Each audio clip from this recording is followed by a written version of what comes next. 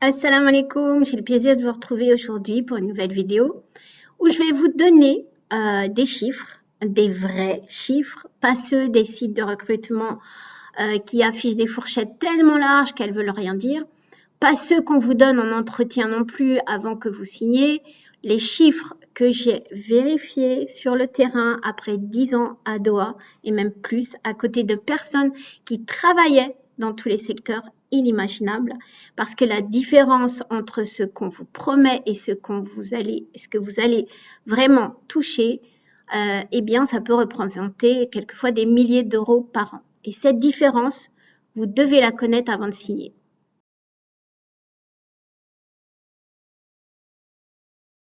Premier point fondamental que beaucoup de Français francophones ne comprennent pas en arrivant, c'est qu'un salaire au Qatar ne se lit pas comme un salaire en France. En France, vous négociez un brut, vous recevez un net et l'État prend le reste. Bon, je vous explique pas. Au Qatar, il n'y a pas d'impôt sur le revenu, mais il y a une notion absolument critique qui s'appelle le package. Le package, qu'est-ce que c'est? En fait, ce qu'il faut comprendre, c'est que votre salaire de base n'est qu'une partie de ce que vous gagnez réellement. Le package inclut ou n'inclut pas d'ailleurs plusieurs éléments qui peuvent représenter des millions d'euros par mois. L'indemnité de logement, l'indemnité de transport ou véhicule de fonction, l'assurance santé pour vous et votre famille, la scolarité des enfants, le billet d'avion annuel pour entrer dans votre pays d'origine et parfois d'autres avantages. Il y a des choses qui sont obligatoires par la loi et il y a des choses qui sont selon ce que vous allez négocier, selon l'entreprise, selon votre background. Ce que vous devez faire avant de signer n'importe quel contrat au Qatar, c'est calculer votre package total, pas juste votre salaire de base, tout, et comparer ce total avec ce que vous coûterait réellement la vie.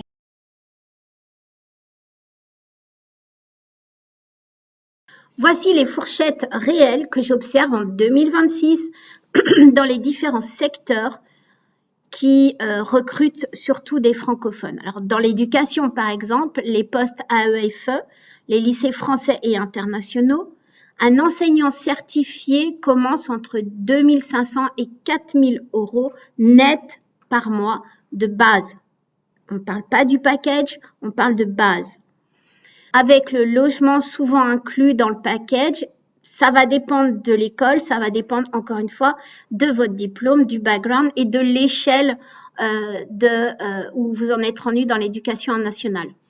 Un directeur d'établissement, par exemple, peut atteindre entre 6 et 8 000 euros avec un package complet. Dans l'énergie et le secteur pétrolier, Qatar Énergie et ses sous-traitants, un ingénieur avec 5 à 10 ans d'expérience se situe entre 5 et 12 000 euros net selon la spécialité et encore une fois la spécialité et le niveau d'expérience. Dans l'ingénierie, par exemple, particulièrement recherchée, surtout dans les énergies nouvelles, c'est ce que va être un salaire pour une personne plutôt managériale et au-dessus. Dans la santé, alors les médecins spécialisés qui sont aussi recherchés peuvent atteindre 10 à 20 000 euros par mois avec package complet.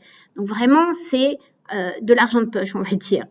Et encore une fois, non imposable, pas d'URSSAF, pas d'impôt, que ça soit personnel ou professionnel, et pas de taxes non plus. Les infirmières diplômées commencent autour de 2 500 à 3 500 euros net, logement inclus, de base. Dans la finance et les banques, un analyste senior se situe entre 4 et 8 000 euros. Un directeur de département peut atteindre 15 000 euros et avoir bien sûr les bonus. Tout ça, c'est sans les bonus.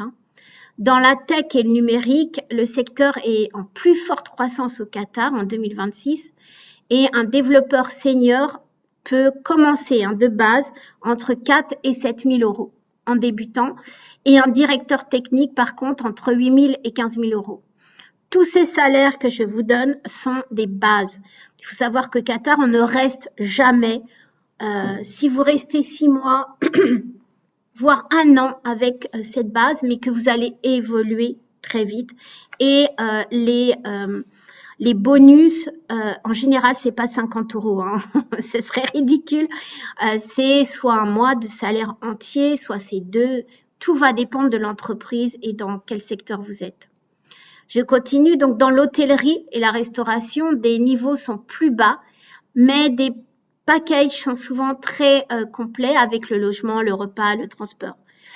Il faut savoir que dans l'hôtellerie, un serveur va être très mal payé, mais c'est juste le pied à mettre pour pouvoir évoluer. Et ça vaut vraiment le coup. Un directeur, par exemple, d'hôtel peut atteindre 6 à 10 000 € par mois. Maintenant, la réalité que personne ne vous dit avant de signer. Le logement à Doha. Le logement à Doha en 2026, c'est mieux qu'en 2024, par exemple, parce que à cause de la guerre, effectivement, les loyers ont vraiment baissé. C'est pour ça que je vous dis toujours, c'est le moment de venir, parce qu'il y a des opportunités et les prix ont chuté. Il faut compter à peu près un appartement 2 chambres dans un quartier correct, West Bay, Pearl, Al Sadd. Il faut compter 1500, 2000 € 2 chambres. Hein. Ça peut monter beaucoup plus, bien sûr, par mois, mais il faut savoir que ce logement est souvent fully furnished, c'est-à-dire qu'il est complètement meublé, que la clim, l'électricité, tout ça, c'est compris, l'eau, c'est compris. Vous avez juste votre loyer. Vous n'avez pas d'assurance habitation, vous n'avez pas, encore une fois, l'eau ou l'électricité à payer en plus. Tout est compris dans le loyer. Le logement, si le logement n'est pas inclus dans votre package,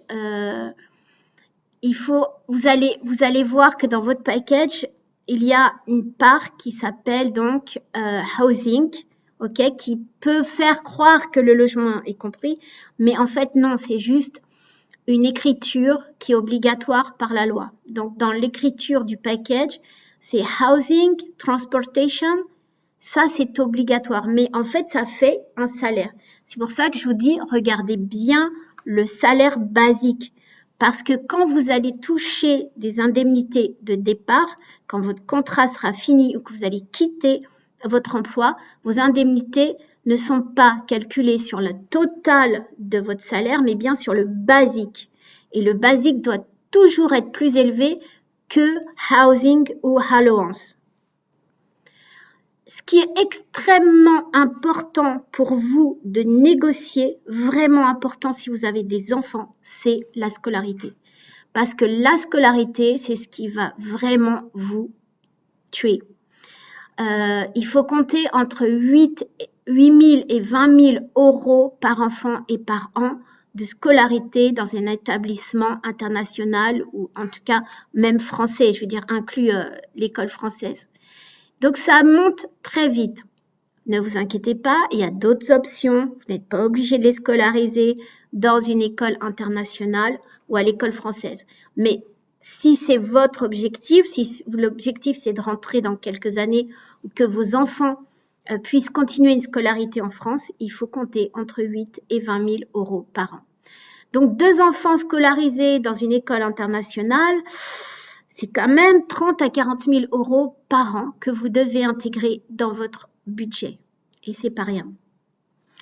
La voiture, alors le Qatar, je ne vais pas dire que le Qatar n'a pas de transport en commun, c'est faux. Le Qatar a le métro, le Qatar a des bus, c'est hyper bien desservi. Mais pour emmener les enfants à l'école, les ramener, etc., il n'y a pas de bus scolaire, par exemple. Pour aller et venir rapidement, vous serez beaucoup plus libre avec une voiture. Donc, il faut quand même une voiture. Moi, je le conseille, que ce soit une location ou un achat. En location, il faut compter, il faut compter entre 600 et 1200 € par mois selon le véhicule. Actuellement, en 2026, on peut trouver en location, une belle location pour 1300 riyals. Donc, vous convertissez et un véhicule avec l'assurance, avec tout compris.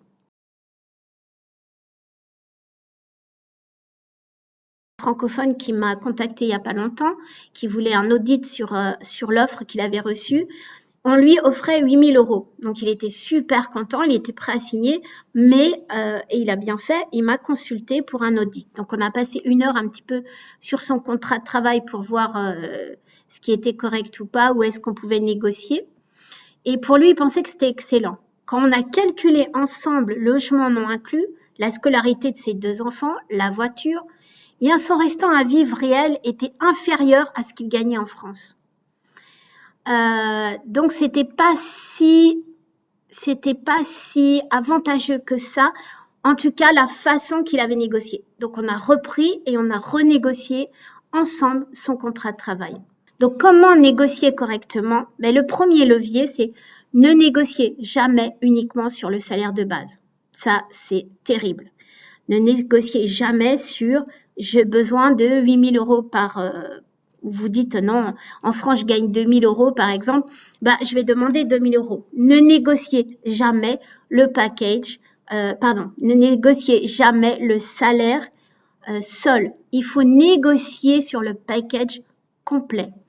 Si votre employeur ne peut pas augmenter le salaire de base, demandez une indemnité de logement plus élevée ou la scolarité de vos enfants ou un billet d'avion pour toute la famille plutôt que juste pour vous. Il faut savoir qu'il y a obligatoirement par la loi votre billet d'avion pour vous. Le deuxième levier, faites vos recherches avant l'entretien. Connaître les fourchettes du marché sur votre poste spécifique dans votre secteur. Ça va vous donner déjà une légitimité dans la négociation. Ne négociez pas dans le vide ou ne vous référez pas à ce que vous gagnez ou ce que vous pourriez gagner en France. Le troisième levier, la fin de service. C'est ce que je vous disais, au Qatar, la loi prévoit une indemnité de fin de service calculée sur votre base.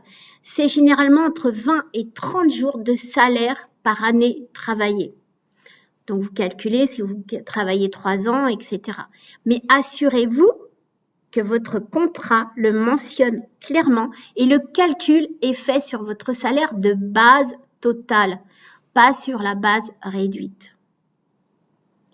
Enfin, si vous avez un projet d'emploi au Qatar et que vous voulez des conseils personnalisés sur votre situation, votre secteur, votre profil, votre niveau de négociation, j'ai mis en place un appel stratégique d'1 heure où on analyse ensemble votre situation. Le lien est en description et si vous voulez également un accompagnement pour votre recherche d'emploi ou la préparation de votre dossier jusqu'à la signature de votre contrat, mon programme de 90 jours vous guide étape par étape et c'est toujours en description.